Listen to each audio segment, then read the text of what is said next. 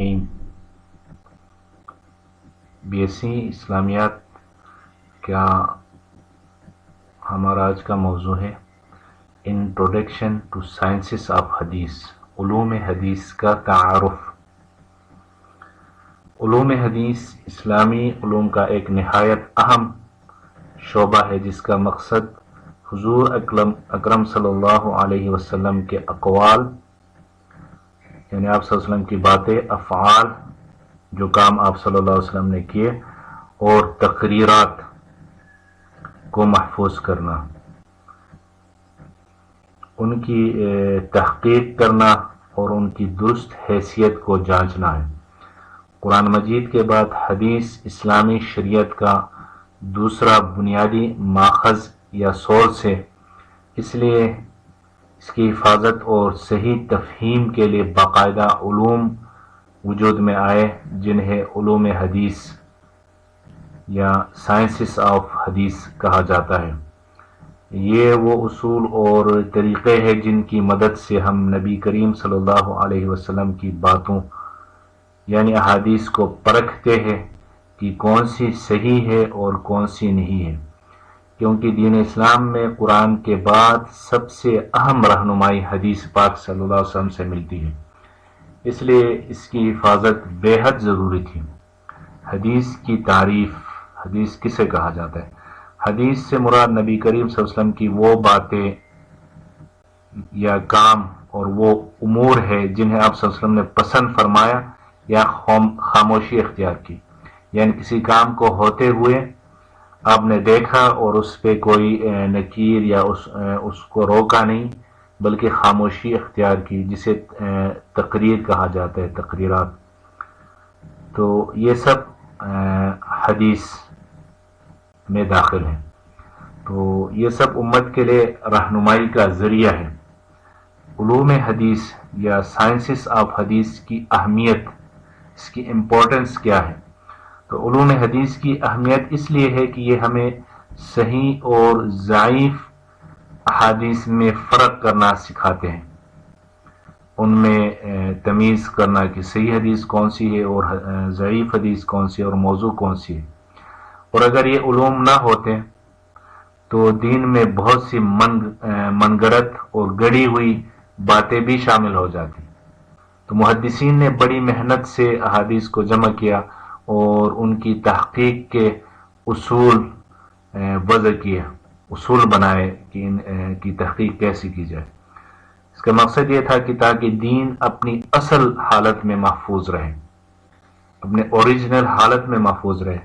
ابتدائی دور میں احادیث زبانی یاد رکھی جاتی تھی، وقت گزرنے کے ساتھ ساتھ کچھ لوگوں نے غلط اور من گڑت باتیں بھی حدیث کے نام پر بیان کرنا شروع کر دی۔ اس خطرے کو روکنے کے لیے محدثین نے باقاعدہ اصول بنائے تاکہ ہر حدیث کی تحقیق کی جا سکے، اور اسی تحقیقاتی نظام اور سسٹم کو جو انہوں نے بنایا کو علوم حدیث کہا جاتا ہے، سائنسز آف حدیث، اسی سسٹم کو کہا جاتا ہے۔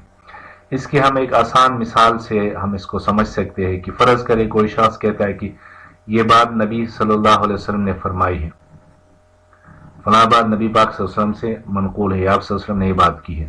تو اب علماء فوراً یہ دیکھتے ہیں کہ یہ بات کس نے سنی، یعنی آپ صلی اللہ علیہ وسلم کو یہ بات کرتے ہوئے آپ صلی اللہ علیہ وسلم نے سنی کس نے ہے، اور اس نے کس سے سنی؟ کیا وہ جنہوں نے سنا تھا آپ صلی اللہ علیہ وسلم کی باتیں، کیا وہ لوگ سچے اور قابل اعتماد تھے؟ اگر پوری جو کڑی ہے جسے سند کہا جاتا ہے مضبوط ہو تو حدیث کو ایکسپٹ کیا جائے گا، قبول کیا جائے گا کہ یہ صحیح حدیث ہے۔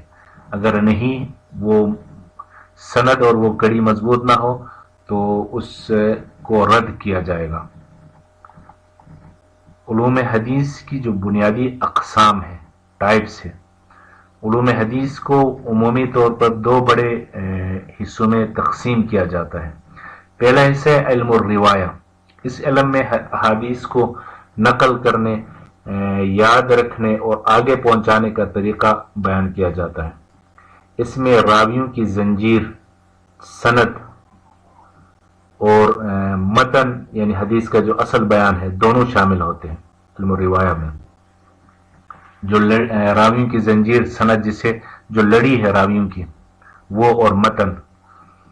دوسرا ہے علم الدرایا، اس میں احادیث کے معانی، اس کا مفہوم اور ان کے درست یا غلط ہونے کی تحقیق کی جاتی ہے.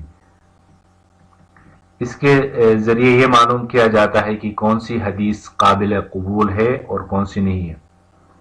راوی یعنی حدیث بیان کرنے والے کی جانچ کیسے ہوتی تھی؟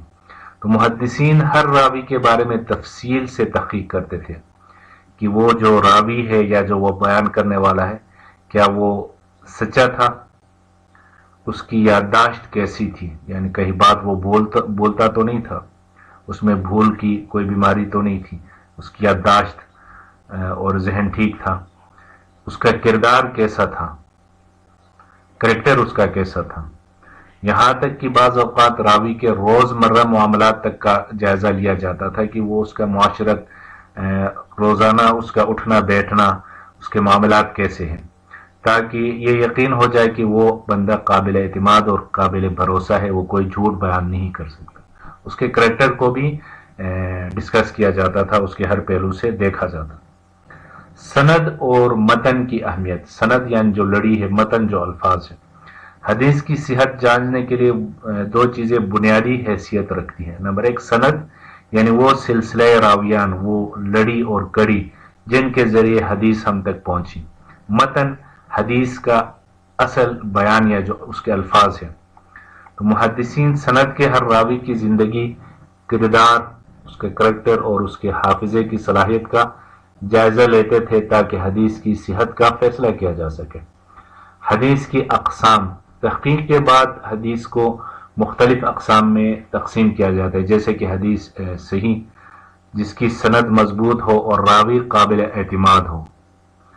حدیث حسن جو صحیح سے کچھ کم درجے کی مگر قابل قبول ہو. ضعیف حدیث جس میں کسی نہ کسی جگہ کمزوری پایا جائے، سند میں یا اس میں راوی میں کسی جگہ تھوڑی سی کمزوری پائی جائے تو وہ حدیث ضعیف ہیں. مشہور محدثین اور ان کی خدمات جیسے امام بخاری رحمۃ اللہ علیہ ہے، امام مسلم ہے، امام ابو داؤد اور اس کے علاوہ دیگر بہت سارے محدثین ہیں جنہوں نے حدیث کی خدمت میں ایک عظیم کارنامے سر انجام دیے ہیں، اور انہوں نے لاکھوں احادیث میں سے صحیح احادیث کو منتخب کیا پرکھ کے، اور ان احادیث کو، صحیح احادیث کو پھر کتابوں کی صورت میں انہوں نے جمع کیا. تو ہمارے آج کے اس مضمون کا ٹاپک کا خلاصہ یہ ہے کہ علوم حدیث دراصل دین اسلام کی حفاظت کا ایک مضبوط ذریعہ ہے.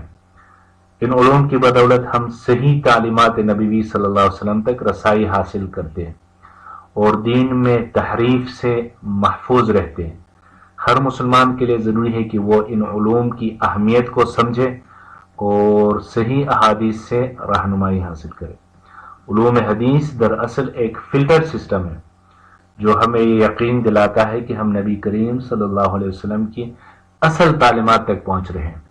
اگر یہ علوم نہ ہوتے تو دین میں بہت سی غلط باتیں بھی شامل ہو جاتی.